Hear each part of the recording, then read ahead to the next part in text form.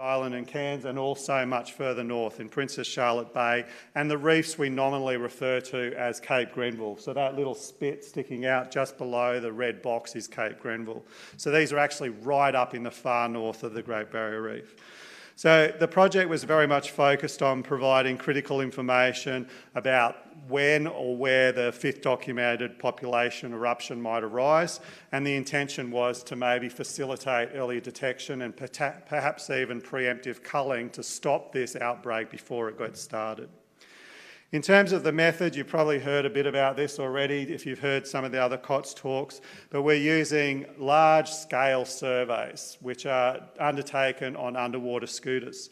So traditional methods, whether it's the fine-scale transect-based surveys or the manta-tow surveys, are very good at detecting crown of thorns when there's outbreaks. The problem is both these methods, for different reasons, really struggle in the detection of low densities of crown-of-thorns starfish. So we've used a sort of mixed model approach where the diver has the full autonomy to stop, check whether feeding scars are actually caused by crown-of-thorns and also search for the crown-of-thorns, but also has the capacity to travel up to 2 kilometres in a single dive to cover very large areas. So using this method, we've been able to track relatively low density populations of crown of thorns. And so the best demonstration of this is the change over time that's apparent at Lizard Island, noting this is where we first established this technique and we first started sampling in the latter part of 2019. So we have a fairly continuous record. So you can see the vertical lines represent the timing at which these were conducted. There's definitely variation in the recorded densities around the toes, but the general pattern is that there were relatively moderate densities, around 8 starfish per hectare up until the end of sort of 2021, which may represent the baseline sort of densities of crown of thorns you expect in this area. Then from that point on, we've seen this sustained increase in densities to the point where in the latest survey, the mean density is very much approaching the traditional threshold for what we consider population outbreaks to be at around 15 starfish per hectare. Unfortunately, this is the end of this project, so this was an unprecedented opportunity to really track the progression of these outbreaks, but at this stage, there's no plans to continue this work.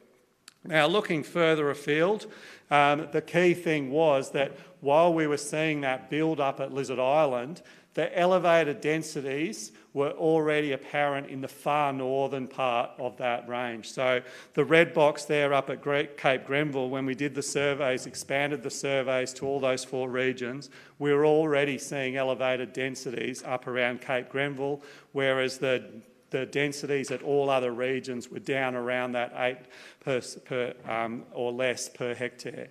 So it seems that, if there was an initiation, it's most likely that it probably started well north of Lizard Island. So perhaps we need to rethink the area of the putative initiation box. And to add further evidence to that, when we did this initial sampling, the size of the starfish was much larger up at Cape Grenville. So if you just look at those modes there, the mode of the starfish for Cape Grenville was over 40 centimetres diameter, whereas at most other locations they're much smaller. So it does seem that it is most likely that we had elevated densities of large starfish up in the far north, and they may have been reproducing and sending their larvae down towards Lizard Island. So it may be that Lizard Island, which has been our focus for a long time, is actually just the receiving area for larvae from established outbreaks in the far north.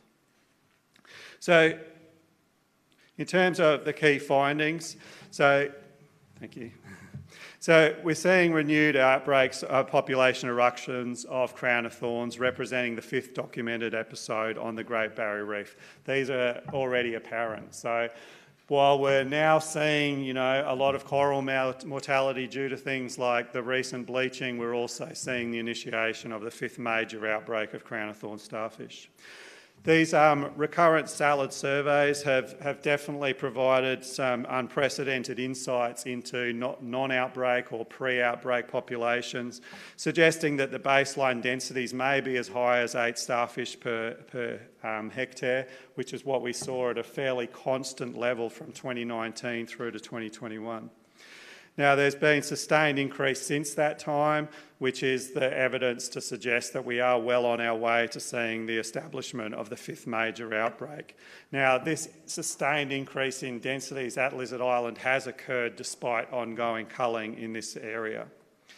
So elevated densities of Crown-of-Thorns starfish were already apparent on the reefs to the north of Lizard Island, suggesting that, you know, it may actually be that the putative initiation box is either much larger or centred to the north of where we've previously focused a lot of our attention.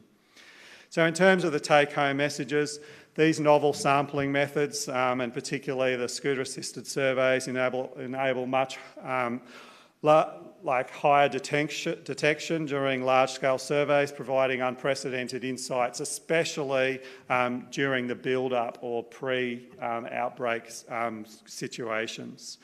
And this is important because it's provided probably new insights where previously we just detected Crown-of-Thorns outbreaks once they were very well established in any given area, where all of those techniques are very valid for saying whether there's an outbreak.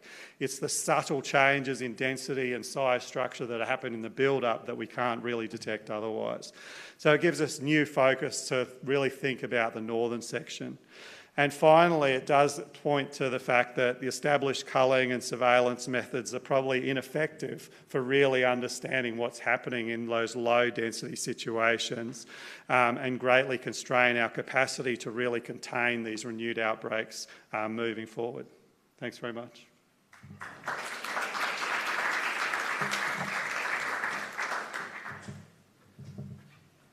Thanks very much, Morgan. I can see a question from Leah.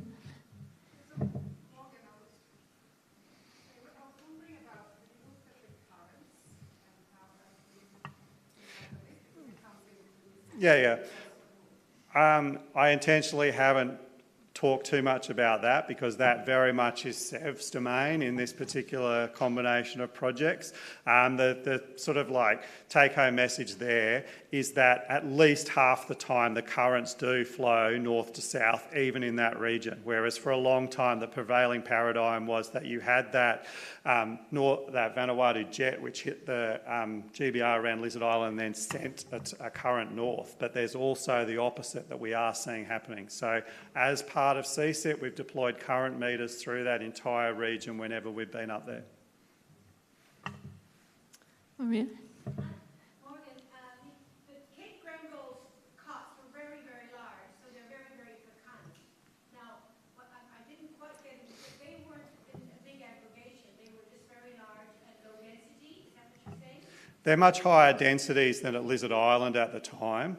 And the densities are around that 15 starfish per hectare. The interesting thing is I expected them to continue to grow, but they haven't really changed that much over the entire period we've been going there. They haven't crashed, they're still there, and we actually thought they were running out of food until this latest survey where, you know, the wind was from the north, and so we were diving on the south and found a massive area of very healthy staghorn acropora, and not surprisingly, there's like COTS all through there. So it's an ongoing problem up there.